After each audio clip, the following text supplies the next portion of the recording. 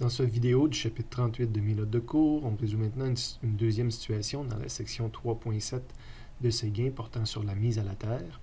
La situation 2 s'intitulant « Un circuit à 3 branches » et dont on peut prendre connaissance à la page 265 du livre de Séguin. Après une première lecture, on identifie correctement les données du circuit électrique. Donc on avait une force électromotrice de 36 volts.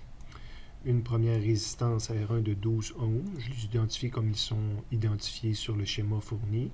Une deuxième résistance de 2 ohms, une troisième de 4 ohms, une dernière de 8 ohms, et on me mentionne la question à la fin, on veut le courant et le sens, quoique ça vient toujours de toute façon, dans toutes les résisteurs.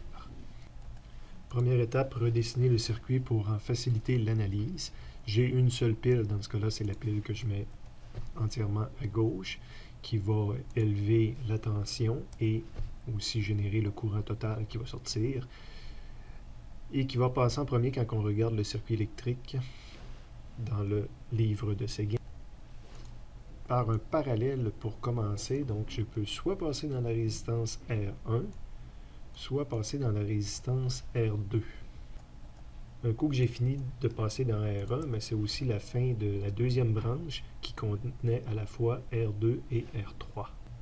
Après ce choix-là, je vais me regrouper à nouveau pour passer à travers une seule résistance, R4. J'identifie les courants comme étant ça le courant 4, possiblement ici courant 1, courant 23 au besoin, ce qui est complété ici en décachant mes courants. Bon, j'ai illustré tout ce qu'on avait sur le schéma et sur les informations données dans le texte. Je cherche les courants. Quelles que soient souvent les choses qu'on cherche dans un circuit électrique, il est très souvent utile de calculer le courant total fourni par la pile principale du circuit. Dans ce cas-ci, c'est plus que pertinent parce que le courant total, ça va me donner déjà une de mes premières réponses, le courant total. Mais ça peut arriver des fois que le courant total fourni par la pile soit aucun des courants que je cherche. Mais même dans ces cas-là, souvent, ça demeure souvent intéressant de calculer la résistance équivalente. Mais souvent, je vais attendre. Dans ce cas-ci, je n'ai pas besoin d'attendre. C'est clair que I total me donne déjà une première de mes réponses. Ce qui veut dire que je vais analyser mon circuit, penser mon circuit comme si toutes les résistances étaient remplacées par une seule résistance équivalente. Et le courant fourni par la pile, c'est le courant I4 qui passe dans cette résistance équivalente-là, qui est le courant total qui passe à travers les trois résistances, les quatre résistances. Je ne l'avais peut-être pas encore clairement mentionné, mais évidemment, quand on remplace notre circuit par un circuit équivalent, la résistance équivalente correspond à ce circuit-là, et le courant fourni par la pile demeure au total, le courant total fourni par la pile demeure le même. Donc c'est pour ça que je peux dire que je vais trouver I4 en faisant ça. Évidemment, je vais appliquer la loi d'Ohm quand on fait notre circuit équivalent. Quand on cherche un des trois paramètres du circuit équivalent, le meilleur lien, c'est la loi d'Ohm, qui dans ce cas-ci, le delta V, mais ça va être mon plus 36 volts, mon voltage de la pile, est égal à la résistance équivalente, fois le I4 ou le I total. Les deux choses auraient été possibles d'écrire. J'ai une équation et deux inconnus. Maintenant, je tombe dans le calcul d'une résistance équivalente. Ma résistance équivalente commence par un parallèle mis en série avec une autre résistance. Pour moi, c'est tout. Ça, c'est une résistance mise en série avec la deuxième. Donc, ça commence par même une analyse série. Donc, quelque chose qui va remplacer le parallèle qu'on rencontrait, qui va remplacer ces trois résistances-là en série avec la deuxième résistance R4. Donc, je prends la formule pour deux résistances en série. Dans la formule R1, c'est mon R1, 2, 3 que je ne connais pas. Et le R4, c'est une valeur connue de 8 ohms. J'ai écrit une deuxième équation avec trois inconnus. Mon inconnu supplémentaire, c'est R1, 2, 3, ce qui est remplacé ça. Et là, c'est vraiment le parallèle pur entre ces deux choses-là, entre les résistances qu'on avait, R1 et R23. Les deux résistances ici, je peux les remplacer par une. Donc, j'ai un parallèle entre deux choses, la résistance R1 et une résistance équivalente aux résistances 2, 3. Donc, c'est un parallèle à deux items. Je prends la formule raccourcie. R1, c'est R1, valeur de 12 ohms. R2, c'est R23, C'est ma troisième équation à 4 inconnus et j'ai besoin de quelque chose pour R23. R23, ça remplace deux résistances en série. Donc, je reviens encore avec une configuration série et je réutilise la formule en jaune ici. Je ne l'ai pas nécessairement réécrit. R23 qui remplace le R12 est égal à R1. Ma première résistance, c'est R2, c'est une valeur. Puis la deuxième résistance, c'est R3, c'est une valeur. Donc, 4 équations, 4 inconnues, je vais obtenir premier paramètre que je cherchais, I4. Donc, c'était mon premier courant, relativement facile à trouver. Je dis bien relativement. Maintenant, on va chercher I1, qui est un petit peu plus simple que I23, parce qu'il est tout seul dans sa résistance. Je vais appliquer la loi d'Ohm pour la résistance R1.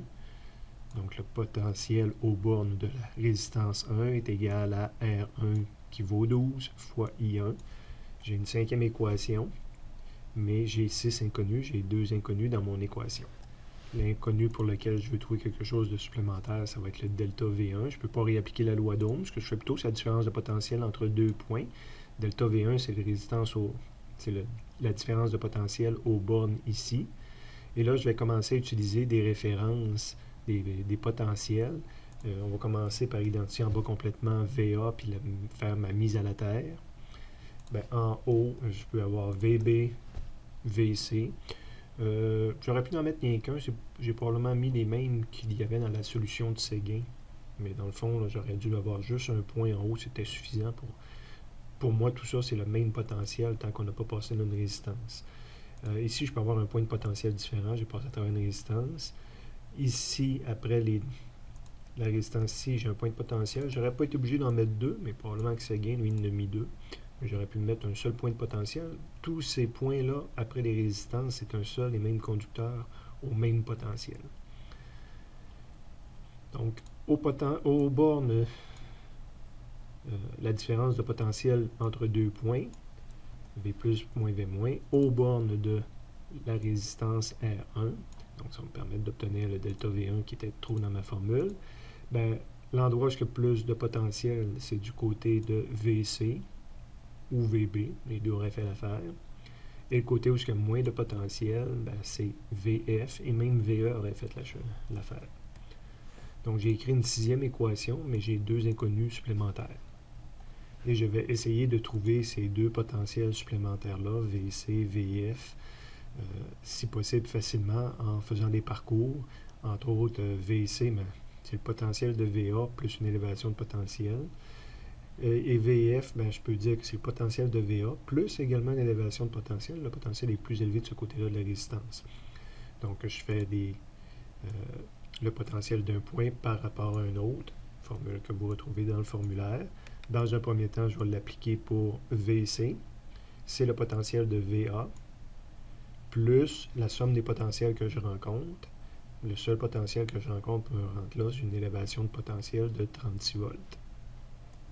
Ce qui est mentionné ici. Donc, j'ai écrit une septième équation. Et j'ai mis une neuvième inconnue, quoique ce n'est pas une vraie inconnue, parce que à partir du moment où j'ai fixé la malte là, le VA est égal à 0.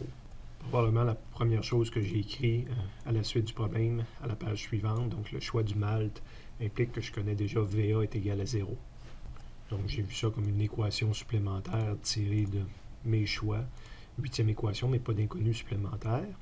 On va maintenant calculer VF, c'est-à-dire VF, à partir de la même formule que tout à l'heure, donc le potentiel d'un point par rapport à un autre. VF, je pars encore une fois de VA, j'aurais pu quasiment écrire 0, plus la somme des potentiels que je vais rencontrer. Donc VA plus la somme des potentiels que je vais rencontrer. Somme de potentiel que je dois tenir compte des signes. Donc, je pars de VA puis je m'en vais à VF. Je passe à travers une résistance, mais je passe dans le mauvais sens. Je m'en vais vers un endroit où il y a plus de potentiel. Donc, de ce côté-là de la résistance, je vais gagner du potentiel. Fait que si j'avais un potentiel de 0, j'ai plus la loi d'Ohm pour cette résistance-là, plus R4I4. Donc, ce qui est probablement mentionné ici. R4 étant connu, c'est le 8 fois I4 qu'il y a là. Donc, tout ce que j'avais à faire, c'est la différence de potentiel aux bornes de delta V4, qui était R4I4, qui était une valeur connue, fois I4. Et j'ai 9 équations, 9 inconnues. ce qui me permet maintenant de résoudre I1.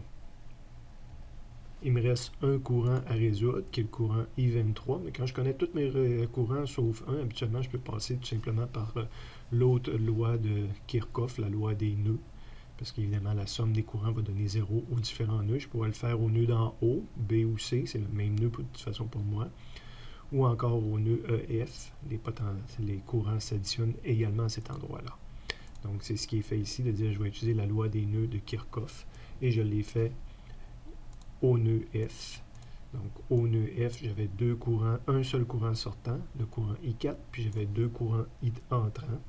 I4 et I1 sont connus par les autres équations, donc c'est ma 10e équation à 10 inconnus. Le problème est complété. Et sinon, je fais les mathématiques où j'utilise une calculatrice qui va me donner de toute façon tous les résultats, tous les traitements mathématiques correctement, ou je fais les mathématiques. Ça inclut là, j'ai caché ça à la page précédente également. Donc le problème était fini, il reste des mathématiques à faire à partir de ce moment-là.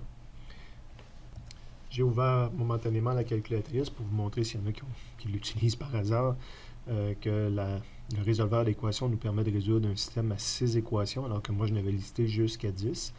Mais un coup qu'on en rentre 6, on fait résoudre, puis après ça, on peut en ajouter d'autres à la suite en respectant la nomenclature. Donc, c'est possible de se rendre à des systèmes à plus d'équations que seulement 6 équations.